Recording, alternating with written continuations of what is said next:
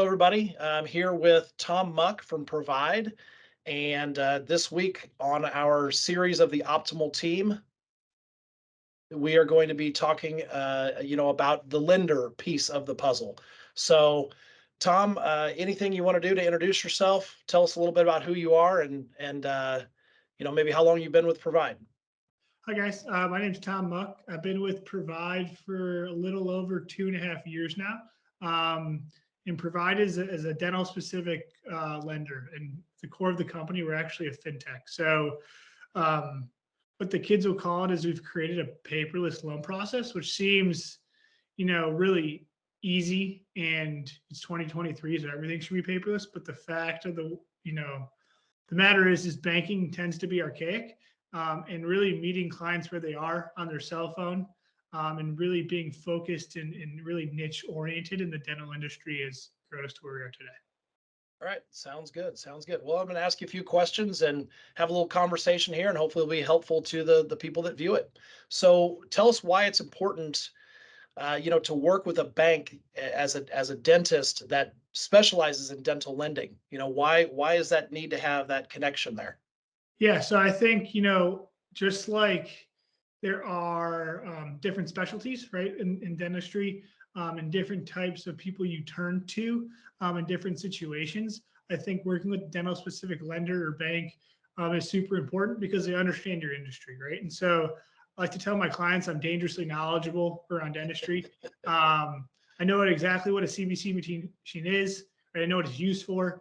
I know what an iTero scanner is. I know what it's used for. I know how much it costs, but you don't want me messing around with those toys in your office. But the nice thing is we understand your industry, not only from, a vernacular standpoint, but how the business works and what loan products we can offer you and just banking products that we can offer you that really coincide with your business. A good example is if you work with a bank that doesn't do dental specific lending, they're going to look at the practice and say, hey, what's the collateral here, right? Because at the end of the day, practices are trading or bought and sold based upon goodwill. And that's a huge allocation in the purchase price.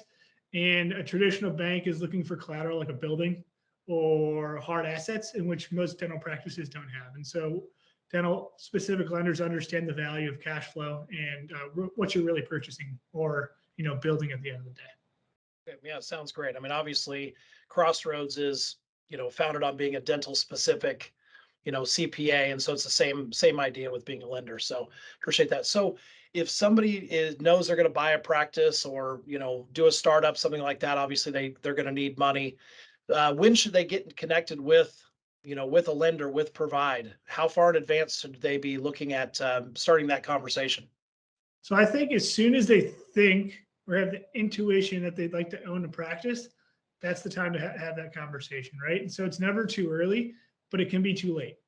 And Okay. so I kind of use the comparison of dating, right? And so you never know when you're going to meet the right person. And it's the same thing, when you never know you're going to get into ownership, right? So you might be working as an associate and all of a sudden you are sick of it, or there's an opportunity that comes across your plate and you want to be able to pounce on it.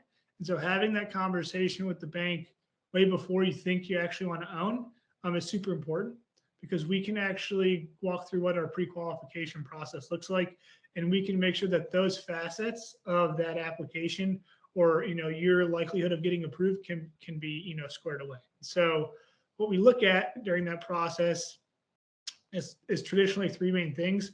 We look at your credit score, and we do a soft credit pull, which is very unique to Provide compared to other banks. We look at your production capability and your liquidity. So liquidity is defined as cash on hand, your money in your checking account, savings accounts, like a brokerage account with Charles Schwab or Fidelity, right? We can, as the borrower, you can control those three things. And so making sure those parts of the house are in order allows us to move forward if an opportunity presents itself, but it also can be a great coaching opportunity, right? And so we go to different dental schools, talking to D3s, D4s, business organizations, just to talk through what it looks like to be prepared. So when that opportunity arises, right, you're ready to move forward. Because it could be an opportunity in your backyard, in the town you really want to practice in, or where you live, right? And if you can't get financing, it tends to be the crux of the situation. Yeah, Yes, yeah, that makes sense. And so it sounds like it's just never too early to start that relationship. And even if even if it doesn't happen for a couple, 2, 3 years, or maybe even more, at least they've started that process and they have that relationship and that connection with, somebody like yourself. Yep, and So, they know what's important, right? And so they need to yeah. focus on X, Y, or Z if they need to fix that over a period of time. Okay, that sounds great. So, what are some important factors that people should consider when they choose a banking partner? That's a great question, right? And so I think everyone is trained, right? Whether you're a consumer based on price. What's the cheapest price I can get for something? And so in the world of banking, everyone thinks interest rate. You walk around the dental conventions and everyone says, "What's your rate? What's your rate? What's your rate?"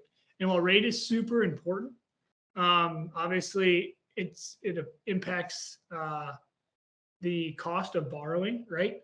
Um, Understanding what the business is like overall, right? Because the loan, if you're getting a loan, right, is just one aspect of your business. And the reality is it's somewhat set it and forget it. But the loan structure is important. If you're looking to buy a practice and then start a second one in a year or two, right? Understanding what that structure is, understanding what your bank partner's willingness is to grow with you, right? If they're going to do your first transaction and not do your second, right, that's probably not a good fit. Understanding what the relationship looks like past the loan, right? And so we feel like a lot of our competitors are really good, at getting the loan done, and then the customer service starts to fade away, right? And I know at Crossroads, and you guys pride yourself on service, and service is the key to everything, right? It's why dentists are in business, and so providing A+ service after the loan is booked is part of what we can offer. That's important. So what does that relationship look like, right? After the loan books, who are you going to be speaking with? If there's an issue, where are you going to go? Are you going to call a 1-800 number? Do you have someone assigned to your relationship at the bank? Things are going to go wrong, right? That's just life. Checks bounce, fraud happens. You want to be able to turn to someone, right, quickly, and someone you can get a hold of. And all those things are important, as part of that relationship that you're growing with, right? And we want to be the partner for our clients that, is with them in every lockstep of the way. Yes, yeah. So rate is great, but rate is only great if you have, if you're taken care of through the whole entire process and after. So I see that completely. So what's going on in the banking world today that specifically impacts dentists? Is there anything that politically or just in the what are the hot topics right now? So I think, our conversation is super timely, being that it's March 16th. And on Monday, or as of the weekend, there were a couple of banks that actually failed. And we're in a rising interest rate environment, right? And so we've got inflation going on, cost of living is going up, and dental practices, right? They're seeing supplies costs are going up. Obviously, the cost of labor is going up, labor shortages, all kind of trickled through from the pandemic. But those are probably the two main things that are going on. And to kind of touch on both of those, um, interest rates first, right? So, in my opinion, it depends on what your previous experiences has been, either owning a practice or just living in the world through economic times, right? And so, not too long ago, we were doing loans and interest rates in the threes. Right now, they're in the 5s and 6%. And so, someone of my age, right, they go into a situation, all they know is rates that are really, really low historically. And they don't understand that, where rates are today are relatively normal in the broad scheme of things. To give you a glimpse into how interest rates impact, lending opportunities, if you think about taking out $1 million loan, whether it's to buy a practice, right, or to expand your practice or to buy a building, right, whether the interest rate is 3% or 5%, right, what that does is really changes your payment on a monthly basis on a 10-year loan by about $970 a month. Okay. So on $970 a month, right, if you times that by 12, it's around 12,000-ish bucks a month, bucks a year. If you're buying a practice, right, you're buying an income stream. So if that practice is doing 1.1 million, right, you're hypothetically buying an income stream of 460,000. So that raise in the interest rate is going to impact your cash flow by about 3%. So whether you think it's a good time to buy or to start a practice, right? The income stream you're purchasing is way more valuable than the interest rate that you're getting. And so Yes. your return is always going to be there. Um, and so if you're on the fence about buying and the interest rate's really going to tip you one way or another, you're probably not in the market to purchase a practice, right?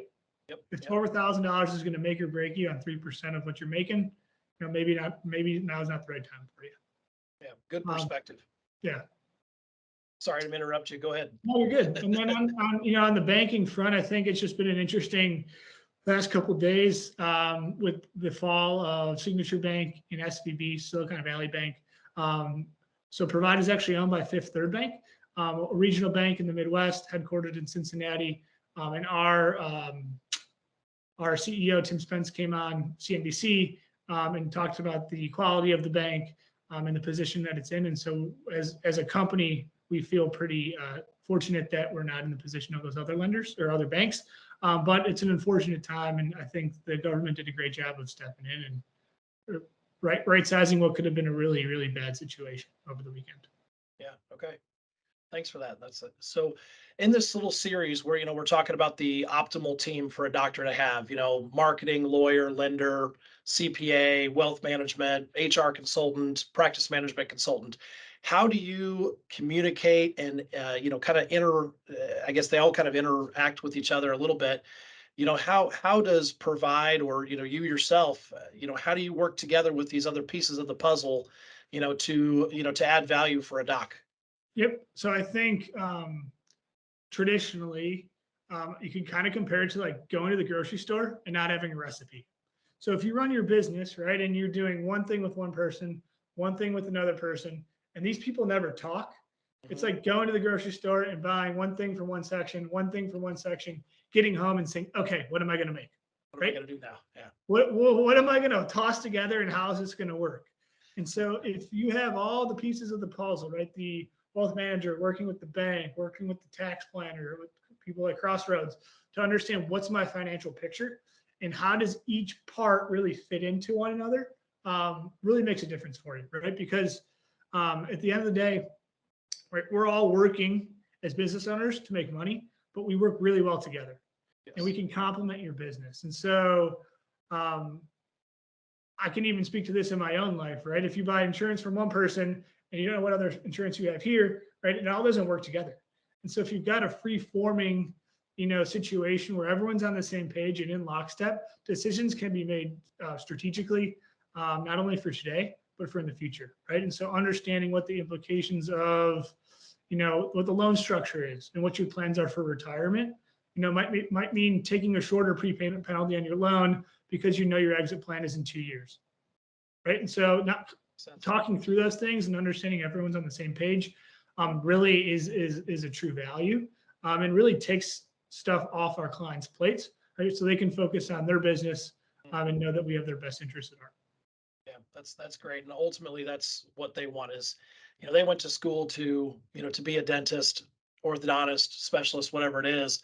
Let's keep them chair side and let's take care of the other stuff for them, so in kind of last question here is what can a doc do today to implement, or from our conversation, what can they do now to get moving in the right direction? What should they do now?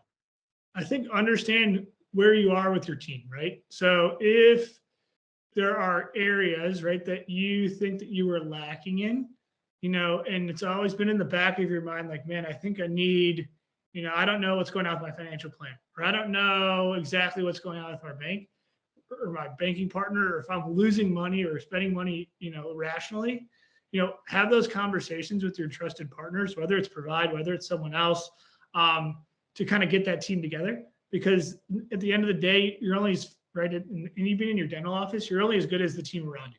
And so addressing that and understanding what your pitfalls could be, and not everyone's good at everything. And so understanding where your weaknesses can be, and really addressing those through people that you trust, and trusted advisors. Yeah, sounds great. All right. Well, I do appreciate your time today, and I appreciate you being part of this, and obviously a good partner with Crossroads as well. And so I know we'll continue to stay in touch with some of the clients that we share, and just appreciate it and have a great rest of your day. Yeah, thanks for having me. You guys do a great job, and I'm looking forward to the future. All right, thanks. Appreciate it, Tom. Yep.